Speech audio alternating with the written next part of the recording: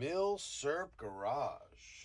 All right, bringing you a treat today. We have my pair of Browning side-by-sides. We have a 1982 12 gauge right up here.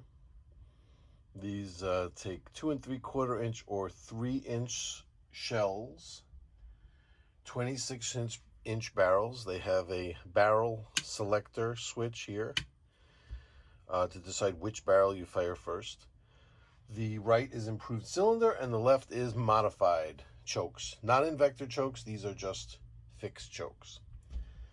On the bottom here, we have 1979 20 gauge.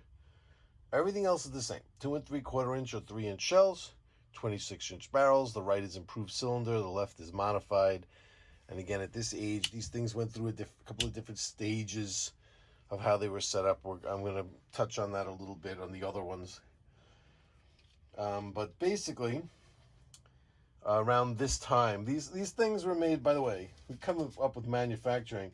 They manufactured the 12 gauge here from 71 to 82. That's it. They manufactured the 20 gauge from 72 to 82. So the first year of production was just the 12 gauges, and then the next year in 72 they introduced the 20 gauge. And 1972, if you're a friend to this channel, is not a year that goes unnoticed at the Milsurp Garage. So anyway, in 1983 they changed these things. They made them until 1987, but they were that side lock, they were called, or whatever. They had a, instead of the box lock, is that what the difference are? I'm not really a big I'm looking for the exact term. I definitely should have had that ready. But they basically had 2 triggers from 83 to 87. And I guess you could pull them both and fire both barrels at the same time. Not 100% sure. You saw that our Rossi coach gun did that. These were still internal hammers and everything, but they did have 2 triggers, and they had a side lock, like a thing here on the side. You pushed out a pin and you'd be able to take the mechanism out of the side. So that was from 83 to 87. And then there's people that are into those. They say that those were better, whatever. To date these things were made up to 1977. They were made in Japan by Moroku. After 1977, they were assembled in Korea using Japanese parts. So both of these, we see if we get a close-up here. Can we read what it says on here? I'm not 100% sure if we'll be able to read it. But here we go. Assembled in Korea with Japanese components. So both of these are like that, since they're both manufactured after 77. And there was also another change. Let me see if I could find. So in 77, when they moved them to Korean production, the triggers were changed from silver to gold. So that's how you could tell just by looking at it. If you see gold triggers, like these 2 gold triggers, you know it's production that's from 77 to 82. And they have this selector here where you could select which barrel fires first. And it'll fire, you pull the trigger, it'll fire both. It'll fire one, then the other, depending on which way you have this switch flipped. And I'm going to show you too, if you only fire once and you open it, it'll only eject one. I don't know if you've ever seen that happen, but it's pretty cool. The mechanism is pretty cool. We're going to check it out. It's not a very complicated history with these, but I'm not really up on it. It's not like I know it off the top of my head, so I just kind of like had to read it here. So that's how you would date ones like this. So say if you looked at them, you know right away, you don't see the side lock on it. These are called box lock. And right away when you see them look like this, you know that they're made from 71 to 82, or from 72 to 82 if it's the 20 gauge, right? That's where you know that's the year, the range. Then if you see the gold trigger and this selector down here, not the safety is back here. This is the barrel selector here. And when you see that, you know that they're Korean production with Japanese parts. It's like American design, Japanese parts, Korean production, okay? A tri-country deal there. Quality did not suffer. Trust me, these things are like top quality. And, well, I don't know about top. You know how shotguns are. There's like $30,000 shotguns. But for the money, they were really great, you know. And so you know they're from 77 to 82. And these, so it being that the 12 gauge is in 82, this was the last year of production. And being that this was the 79, it was a couple of years into the Korean production. Okay? So now that that's covered, let's get some snap caps out and check out how these things work. Unfortunately, the 20 gauge, I don't have 20 gauge snap caps. I should buy just a box of those, just to, whatever, just to have for the one gun, I suppose. But let's dump these over here. Let's get the 20 gauge out of here for now, since it's the way it works is going to be exactly the same. Once we take a closer look at this one, let's turn it around because it's a little bit easier for me to operate in this direction. Let's take a good look at it here. So we have, once again, these fixed chokes, no invector choke here. We have this big bead here on the end of the barrel between the two barrels. 26-inch barrels. Midway, we have another bead here. So there's a mid bead. Now I'm not sure if this is stock. I'm really not sure. I think somebody looked at these and said they both have this. Somebody looked at these once and told me no, they never had that. Somebody added it to both, because I'm pretty sure both of these guns came from the same person. I think they were both out of the same collection when I acquired them. Nice, so that's like, it's of a grade that has this nice checkering. I think this is just the regular standard grade 1. Comes with this much scrolling on it. Nice, it says Browning on the bottom. It's nice that even the screws have a design inside of them. The Browning logo, of course, back there. And this long tang. See this long tang back here? Nice, right? Yep, so here's the safety. And this is this obviously opens up the barrels, and here's that selector switch down here on the bottom that, you know, you definitely don't want to accidentally confuse with a safety. So you crack these things open and it will cock. Oh, I had snap caps in there already. So it cocks on opening like this. And then depending on where you have this selector. So here, let's pop a couple of these in here.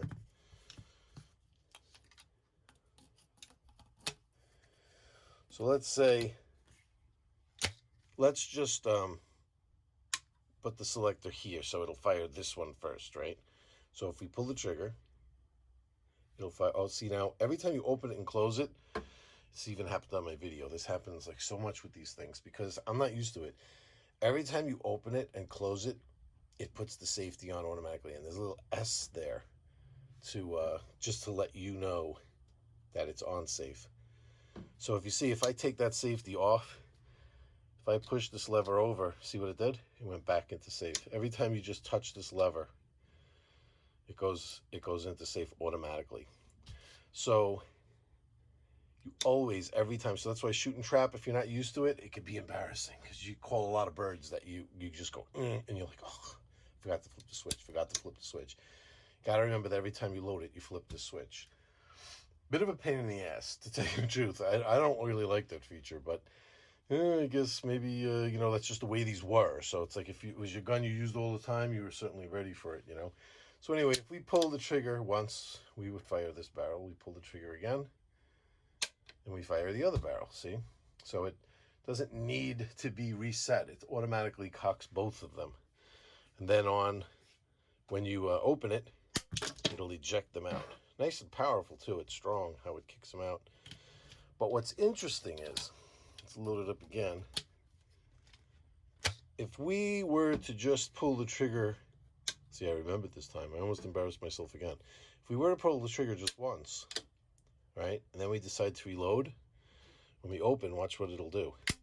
It's only going to kick out that one. See? And again, if we have the selector switch in the opposite direction now, we pull the trigger just once, we're obviously just going to kick out that one. Now I wonder if we opened it again and pull the trigger, will it only fire the one that's... I'm not sure what just happened there.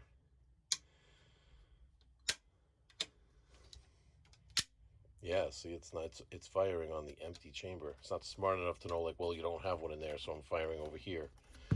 So you definitely have to, like, you're in charge, okay? Boom. Bang, bang. Exit. So that's the story. That's how it works. And the 20 gauge, it's interesting. It's really hard, to tell size difference like this when you put one on top of the other. This is closer, but the bottom line is the 20 gauge is definitely smaller, but it definitely doesn't feel toyish. The barrels are the same length. Just the stock is a little svelter. I don't know if you'd be able to notice it from, I guess you could notice that. Stock is a little bit more svelte. The receiver, a little bit more compact.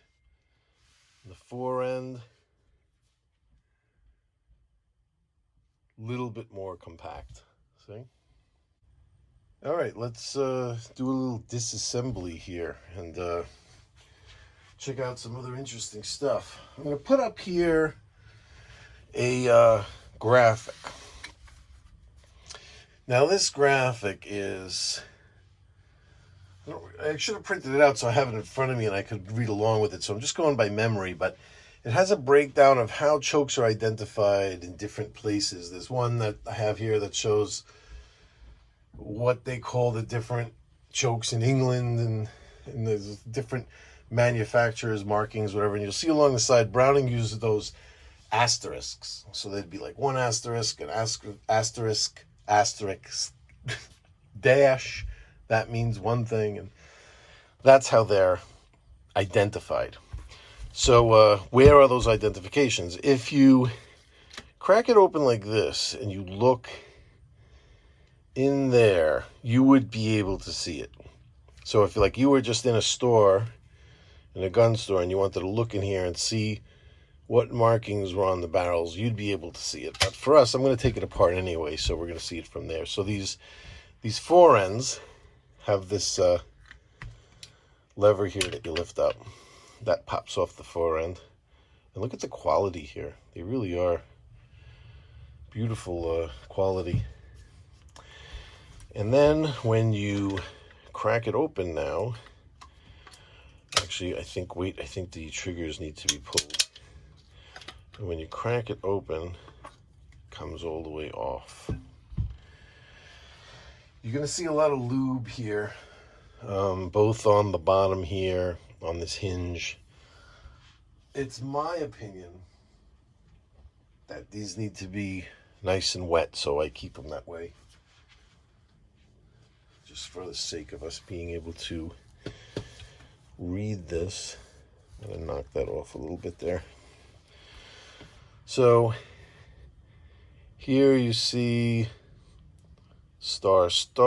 Well, this light source is a little glaring on that steel there. See star, and here star dash.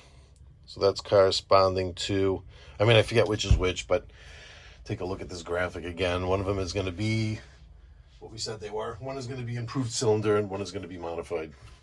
And they're both the same, so that's how you identify them. And Again, here's the, if you had Invector chokes, just throwing it up there. So you have just the regular fixed chokes like this, but if they were Invectors, since obviously they're not going to print anything here because the chokes are removable, this would be what you would use.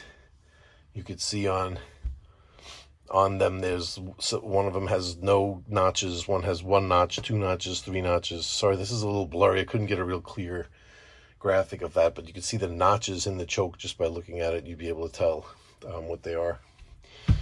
So as far as putting them back together again, you just kind of want to make sure that you're not leaving any hand oils down here, because this is all going to be covered.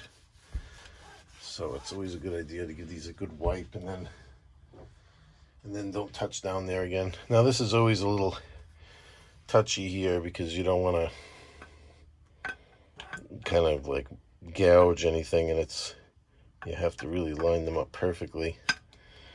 So if I could do this without embarrassing myself. It's not the easiest thing in the world. Here we go. Not so bad. You have to click this over to get it to slide in. And again, once again, let's just make 100% sure that it's clean here. And we go right in that gap there with it, and nice firm push clicks it in. So these are tight as hell, these things. They were hardly ever shut. I think when I acquired them, they might have been unfired actually. And thought for a year, 6 months to a year, whether I should even shoot them. And then I figured, you know, I don't want to go through my life saying that I never fired the things or knew what they were like. So I took them trap shooting a few times, and I couldn't hit diddly squat with them. I think I just don't know how to use this. This is different than an over-under. I'm not sure if you just sight right in on it, or you actually have to sight slightly to the side to account for this fact that the bead is right on the barrel. I don't know. Because if they designed this so exacting that they converged like this, so that they would, both be shooting it, but how would they know how far away to converge them? Maybe you need to know that, and I don't. But being that it has this mid bead, I hear that you make a figure 8 out of them, not one on top of each other. I wasn't 100% sure. I just was doing miserably with them. So one of these days, either I'll learn, or maybe they're just not for me. But I just love them for what they are. You know what I mean? Side-by-sides have they've kind of fallen out of popularity. That's kind of like why they weren't really made by Browning for much more than 10 years. And in all that time, now they've become more popular and everything, but Browning never brought them back, which is kind of weird. It's kind of weird that they never re-released them, and they were like, the BSS is back, Might be a good marketing ploy, but maybe they just never felt like the popularity was there. But I'll tell you, you'd never know it by looking on Gunbroker. These things are around. They fetch a pretty penny, and seem popular enough to me. And 20 gauge, in case you just want to see that one cracking. Nice. Makes even a slightly different sound. It's like a little bit of a sharper crack to it when you open it up. But with these things, it's you feel the recoil because there's no action to soak anything up, you know what I mean? So they compound your shoulder. Both of them have this this Browning type of recoil pad. At least it isn't just a hard piece of plastic or steel or something like that. It has this like 70s sponginess going on over here. And so that's it. That's the Browning side-by-sides. Figure I'll bring you something a little different. Something these things were kind of said. I kept looking at them and going like, I got to do a video on these one day, and just went on to something else. But here they are. I thought you guys would think that they're cool, and I know there's a lot of fans out there, so there's probably going to be a lot of people in the comments, you neglected to mention this, you neglected to mention that. I know there's a lot of things I must have missed, but talk to me, and throw me some knowledge too. I don't really know much about these things, and believe it or not, there really isn't much online about them, really. But good for a husband and wife team. You want to get your wife into trap shooting or whatever. You have this, and she has one, so they look similar. She's comfortable that you have the same gun, but hers is a little smaller, maybe a little. I don't mean to be male chauvinistic, but sometimes these are known for being heavy. You know what I mean? So maybe it's just something that's easier to hold for a whole 25 clay trap game. I know I've shot 4 rounds of trap and my arms have been killing me, so I could imagine somebody of smaller stature might be it might really take its toll. So having one that's lighter like this or whatever could be nice. And you get to have the same gun. It's kind of cool, or a kid. So this would be a good matchup. I think originally that's what the original owner bought them for, was to hopefully get his wife into either hunting or going trap shooting with them. And since when I got them, neither of them were fired. I guess that never really worked out. Anyway, you all have a good one. Thanks again to Beerzerker for the intro and outro music. Check out the Beerzerkeradian channel. And we will come back at you next time with something cool, I promise. See you then. Later. Yes.